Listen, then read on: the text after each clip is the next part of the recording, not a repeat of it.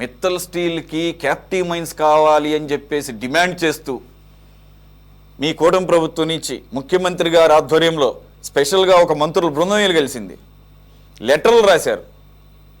మరి Vizag steel plant గురించి ఒక్క లెటర్ రాశారండి?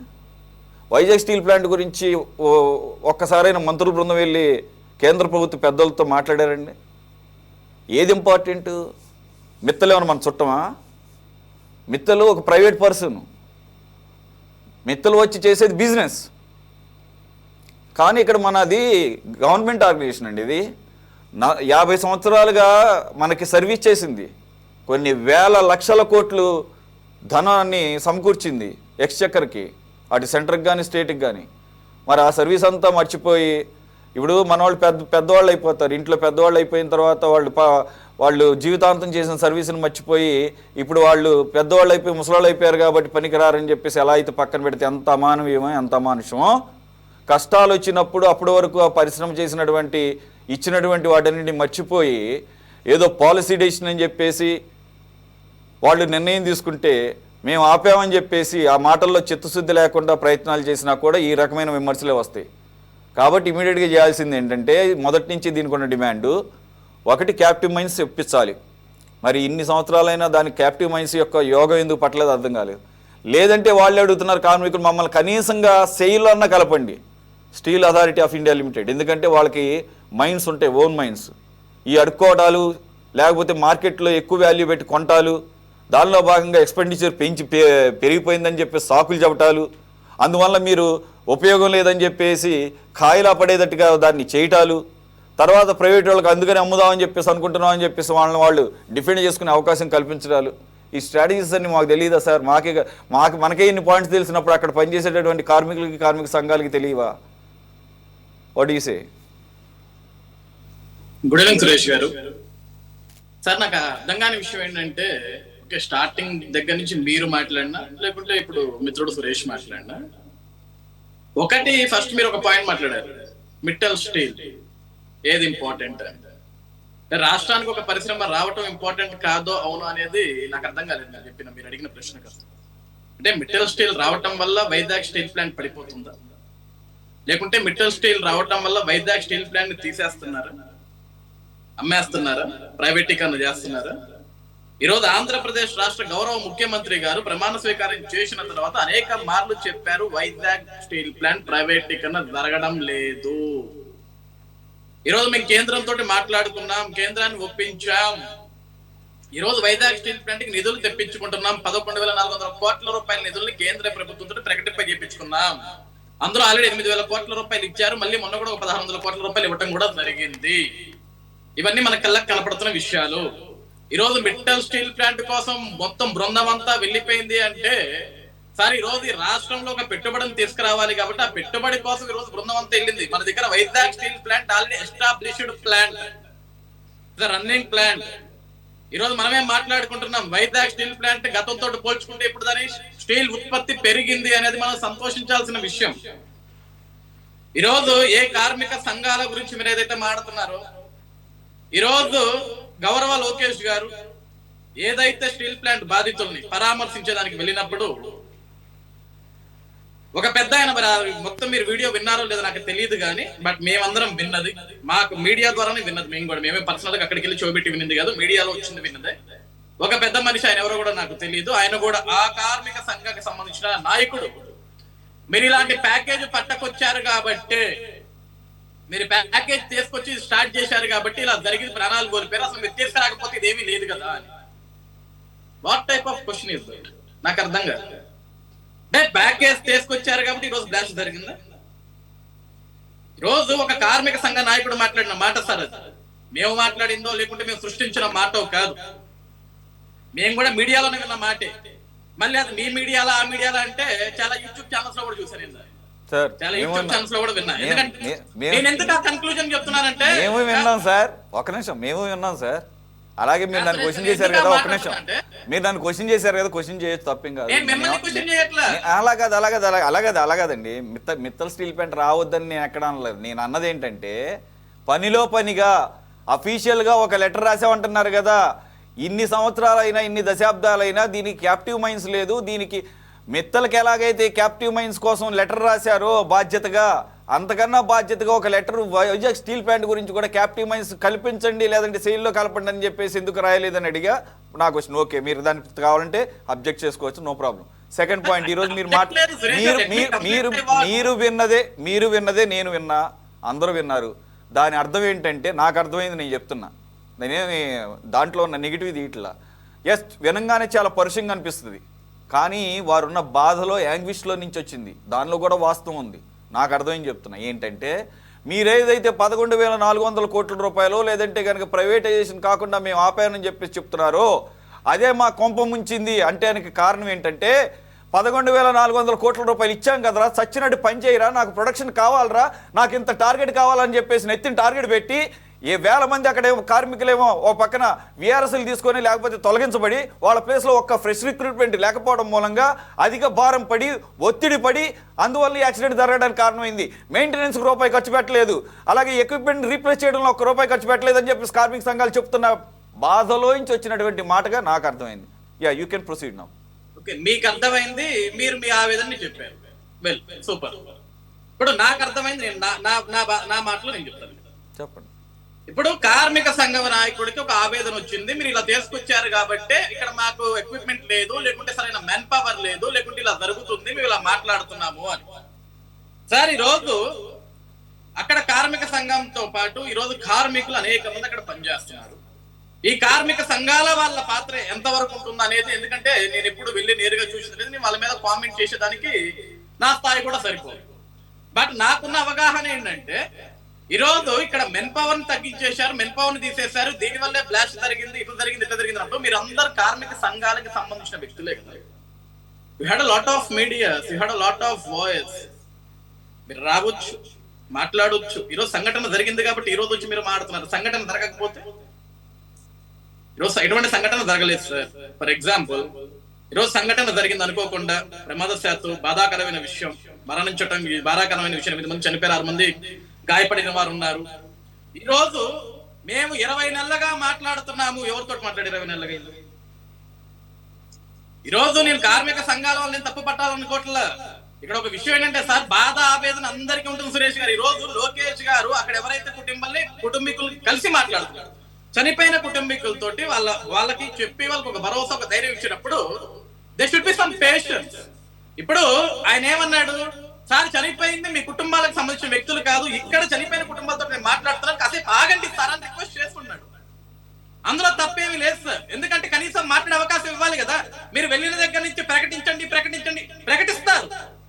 100% గవర్నమెంట్ ప్రకటిస్తారు, ప్రకటించుకునే పారిపోదు, 100% ప్రకటిస్తారు. కానీ let him complete his words కదా. ఫస్ట్ ఆఫ్ ఆల్ ఆయన సేపు రిక్వెస్ట్ చేస్తున్నాడు దాని మీద.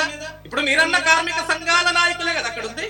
They should have some patience. Of course అందరికి ఆవేదన ఉంటుంది, అందరికి బాధ ఉంటుంది. ఈ రోజు లోకేష్ గారు కూడా ఆవేదన ఉంది. తన ప్రభుత్వంలో ఈ రోజు స్టోల్ ప్లాంట్ లో ఇలాంటి ఒక అన్యాయం జరిగింది, ఒక దారుణం జరిగింది అన్నప్పుడు ఆయన కూడా ప్రభుత్వం ఒక రిప్రజెంటేటివ్ ఆయనకు బాధ ఉంటుంది కదా, ఒక ఆవేదన ఉంటుంది కదా. ఖచ్చితంగా my personal opinion, I do appreciate Lokesh గారు అంత ప్రొయాక్టివ్గా ఇంత తక్కువ టైంలోనే డైరెక్ట్గా వెళ్ళి అక్కడ, ఎందుకంటే అక్కడ చాలా ఉద్విగ్న పరిస్థితులు ఉన్నాయి, ఉద్రేక పరిస్థితులు కూడా ఉన్నాయి. It is not such an easy situation to handle. కానీ ఆయన ధైర్యంగా వెళ్ళాడు, అంతవరకు ఖచ్చితంగా అప్రిషియేట్ చేస్తాం. అయితే అటువంటి సిచ్యుయేషన్లో కొన్ని ఎమోషన్స్ ఉన్నప్పుడు మనం కూడా కొద్దిగా బ్యాలెన్స్ ఉండాలి. ఆయన బ్యాలెన్స్ తప్పాడని నేను అంటలేదు. ఒక్క నిమిషం నేను బ్యాలెన్స్ తప్పాడని అంటలా. కన్వే చేయటంలో ఎలా వెళుతుంది చెప్తున్నా. ఒక్క నిమిషం సార్, 2 వైపుల నుంచి చెప్తాను. నాకు అర్థమైంది, నేను చెప్తాను. లేదు నా దాంట్లో తప్పు ఉంటే కనుక పెద్దలు ఉన్నారు, వాడు కరెక్ట్ చేస్తారు. మీదైనా నాదైనా కరెక్ట్ చేస్తే ఇది ఉంది వాళ్ళకి. ఒక్క నిమిషం. లోకేష్ గారు ఆవేదనతో నేను డైరెక్ట్గా వాళ్ళతో మాట్లాడుతున్నారు. ఫస్ట్ ఆఫ్ ఆల్ నన్ను మాట్లాడినివ్వకుండా ఇలా మీద పడిపోవడం కరెక్ట్ కాదు అనే ఉద్దేశం, అది కరెక్టే, డౌట్ ఏం లేదు. అలాగే అదే సందర్భంలో చనిపోయింది మీ వ్యక్తులు కాదు కదా, ఇవి కుటుంబ వ్యక్తులు కదా అని అన్నప్పుడు దాని అర్థం అది ఆయన నెగిటివ్గా అన్నాడు నేను అంటం లేదు. అంటే నా ప్రయారిటీ వీళ్ళు, తర్వాత మీతో మాట్లాడతాను అనేది ఆయన ఉద్దేశం కాదంటలా. కానీ వాళ్ళు ఎలా తీసుకుంటారంటే, మేమంతా ఒక కుటుంబ సభ్యులమే, మా కార్మికుల్లో ఒక కార్మికుడు చనిపోతే మా కుటుంబంలో ఒక వ్యక్తిని కోల్పోయినట్టుగానే భావిస్తామనే వాతావరణం ఉంటుంది ఎక్కడైనా కానీ సహజంగానే. కాబట్టి 100% సురేష్ గారు, కాదనట్లేదు దానికి. రెండిట్లోని బ్యాలెన్స్ చేసుకోవాలి. అయినా కూడా నేను అప్రిషియేట్ చేస్తున్నాను. జనరల్గా అయితే ఏంటంటే మరీ ఇంత తక్కువ టైంలో ఒక ఉద్విగ్న పరిస్థితులు ఉన్నప్పుడు అది యాక్సిడెంటా, నిర్లక్ష్యమా, లేకపోతే ప్రభుత్వ వైఫల్యమా, లేకపోతే పాలసీ పారాలసిస్తో జరిగినటువంటి ఇవన్నీ ఈ లాజికల్ వేటికి గురించి ఆలోచించకుండా వెంటనే అక్కడికి వెళ్ళడానికి తొందరగా సాహసించరు, డైరెక్ట్గా హాస్పిటల్కి వెళ్తారు. అక్కడికి వెళ్తే అదొక ప్రోటోకాల్ రూపంలో జరుగుతుంది. కానీ ఆయన డైరెక్ట్గా వెళ్ళి ఆయన అక్కడ పరామర్శించడాన్ని అప్రిషియేట్ చేస్తాం, కాదంటం లేదు. ఇక మిగిలిన అంటారా పొలిటికల్గా మీరు అన్నట్లుగా ఏంటంటే దాన్ని వేరే రూపంలో, వేరే అర్థం వచ్చే రూపంలో వాడుకుంటారు, దాన్ని పట్టించుకోవాల్సిన అవసరం లేదు. ఎనీథింగ్ టు అయితే ఒక్క విషయం సార్, ఇక్కడ మీరు అన్నారే 11,400 కోట్ల రూపాయల్లో ఆ కార్మికులు చెప్పేది వచ్చినవన్నీ కూడా ఒక్క రూపాయి కూడా ఎక్విప్మెంట్ రీప్లేస్మెంట్కి కానీ మెయింటెనెన్స్కి కానీ వాడలేదు, ఖర్చు పెట్టాల్సింది. రెండోది ఇంకో పాయింట్ మీరు మాట్లాడారు, ఇది యాక్సిడెంట్ ఈరోజు జరగకపోయి ఉంటే అని అన్నారు. జరిగే అవకాశాలు ఖచ్చితంగా ఉన్నాయని ఆ కార్మికులు నెత్తిని నోరు కొట్టుకుంటున్నారంట. మనకు తెలియదు సార్, అక్కడ పనిచేసేవాడికి తెలుస్తుంది. That it's a very dangerous and hazardous place అది. సురేష్ గారు, మీరు అన్నది నాకు అర్థమైంది. నేను ఒక ఆన్సర్ చెప్తాను సార్ మీకు ఇక్కడ. సార్ ఇప్పుడు మీరు ఒక పత్రిక, ఒక సమాజాన్ని నడిపిస్తున్నారు సార్. మీ దాంట్లో కింద ఎంప్లాయ్మెంట్స్ ఉంటారు. ఇప్పుడు మీ కింద ఎడిటర్స్ ఉంటారు, సబ్ ఎడిటర్స్ ఉంటారు, కెమెరామెన్స్ ఉంటారు, వీడియోగ్రాఫర్స్ ఉంటారు, what ever it may be, etcetera ఉంటారు. ఇప్పుడు అక్కడ తప్పు జరుగుతుంది అంటే మీరు వాళ్ళందరికీ హెడ్ కాబట్టి మీరు ఆ బాధను, దాన్ని ఆ ఉన్న వ్యక్తిత్వాన్ని మీరు చెప్తుంటారు బయటకు వచ్చి. ఈ రోజు అక్కడ కార్మిక సంఘాల నాయకులకున్న బాధ్యత ఏంటి సార్? ఓకే, ఈ రోజు వాళ్ళ ఆవేదన, బాధ నేను అర్థం చేసుకుంటాను. అక్కడ ఉన్న కార్మిక సంఘాల నాయకులు, ఈ రోజు నేను ఒక నలుగురిని చూశాను సార్.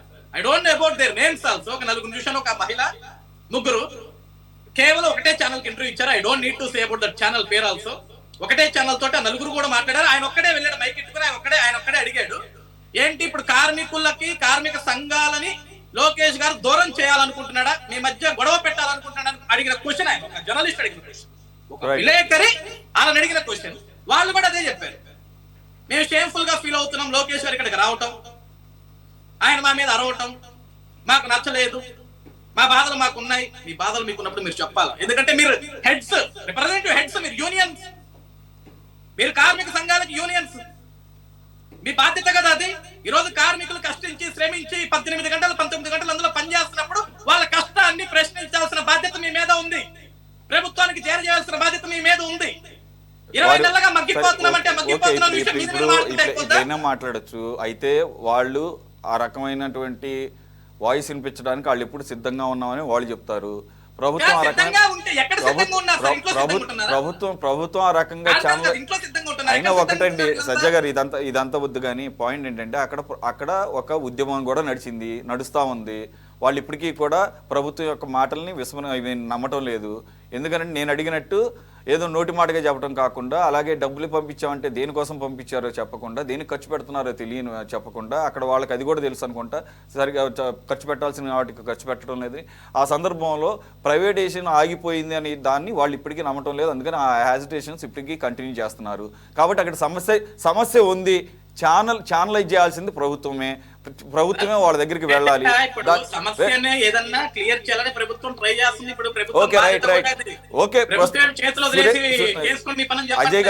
సజ్జాజయ్ గారు ఇప్పుడు అది యాక్సిడెంటే కాదంటలేదు. అలాగే ఇంతకు ముందు కూడా జరిగింది, అసలు జరగలేదని కాదు. 2012లో 19 మంది చనిపోయారు. మరి అప్పటికి ఇంకా ప్రైవేటైజేషన్ అన్న మాట లేదు కదా, అప్పటికేమీ నిధుల కొరత ఏం లేదు కదా. అప్పుడు మరి మెయింటెనెన్స్ ప్రాబ్లం ఉందని నేను అనుకోవడం లేదు. అప్పుడంతా కూడా సజావుగానే ఉంది. కాబట్టి కానీ కారణం ఇప్పుడు ఒక ఇన్సిడెంట్ జరిగిందంటే దేని వలన జరిగింది అనేది కూడా మనం పరిశీలించాలి. అప్పుడు జరిగింది అనుకోకుండా యాక్సిడెంట్ జరిగితే జరిగి ఉండొచ్చండి. అనేక సందర్భాల్లో అనేక ఇండస్ట్రీస్ లో జరుగుతుంది. కానీ ఇప్పుడు జరిగినటువంటిది ఎప్పుడైనా జరిగే అవకాశం ఉంటుందని వాళ్ళు అక్కడ కార్మికులు వార్న్ చేస్తానే ఉన్నారట. అక్కడ పరిస్థితులు ఆ రకంగా ఉన్నాయి. రెండేంటంటే అక్కడ కార్మికుల మీద ఒత్తిడి ఎక్కువ ఉంది. అలాగే ఎక్స్పర్టైజ్ ఉన్నటువంటి అధికారులు ప్లేస్లో ఫ్రెష్ రిక్రూట్మెంట్ జరగలేదు. అలాగే పూర్తి నాలెడ్జ్ లేనటువంటి, అలాగే ఎక్కువ 20-30 మంది పనిచేయాల్సిన చోట 12 మంది 15 మంది మాత్రమే పనిచేయాల్సినటువంటి పరిస్థితి వచ్చిందని చెప్పేసి, అలాగే ఆఖరికి నేను ఇప్పటి కాసేపటి క్రితమే ఉన్నాను, అదేదైతే లేడల్ ఉందో ఆ లేడల్, ఆ తొట్టి లాంటిది తీసుకెళ్లేది ఆ మూవ్ చేసే క్రమంలో 1500 డిగ్రీ సెంటిగ్రేడ్ అది లిక్విడ్ స్టీల్ అయితే తీసుకువెళ్లే క్రమంలో ఇంతకు ముందు ప్రొటెక్టివ్ కవర్ ఒకటి దానికి ఉండేదట పైన ప్రొటెక్టివ్, అంటే ఇన్ కేస్ ఏమైనా స్పిల్లేజ్ అయితే ఎక్కువ దూరం అది స్ప్రెడ్ అవ్వకుండా లేకపోతే చెందకుండా. ఏమంటే మన వంటింట్లోనే అనేకమైనటువంటి ఈ వాటిల్లో మనం అనేక జాగ్రత్తలు. కాబట్టి ఒక్క నిమిషం ఆఖరిగా ప్రొటెక్టివ్ కవర్ కూడా వాడటం లేదట. మరి ప్రొటెక్టివ్ కవర్ కూడా పెట్టకుండా పనులు చేసే అంత డేంజరస్ కండిషన్స్లో పనిచేసే పరిస్థితి ఎందుకు వచ్చిందంటే కాస్ట్ కట్టింగ్లోనే ఇవన్నీ జరుగుతున్నాయి, ఖర్చు తగ్గించుకోవడంలో భాగంగానే ఇవన్నీ జరుగుతున్నాయి అనేది ప్రస్తుతం వస్తున్నటువంటి వాదన. మొత్తం డీటెయిల్స్ రానిద్దాం. అలాగే సెపరేట్గా ఒక ఎక్స్పర్ట్ కమిటీ ఏదో వస్తుందన్నారు, పవన్ కళ్యాణ్ గారు కూడా చెప్పారు, ఇక్కడ భిలాయ్ నుంచి అక్కడి నుంచి వస్తున్నారన్నారు. Let them come, okay, let us see the facts. అలాగే దీన్ని ఇంకాస్త డీటెయిల్గా మళ్ళా మనం మాట్లాడదాం. అంతే తప్ప నేనేమి ఇప్పుడు పూర్తి స్థాయిలో ఇది అక్కడ లోపభూయిష్టమైన నిర్వహణ అని నేనేం అంటలేదు, అలాగే అది యాక్సిడెంట్ కాదని నేనేం చెప్పడం లేదు. కానీ కొన్ని అయితే విజిబుల్గా కనబడుతుంది.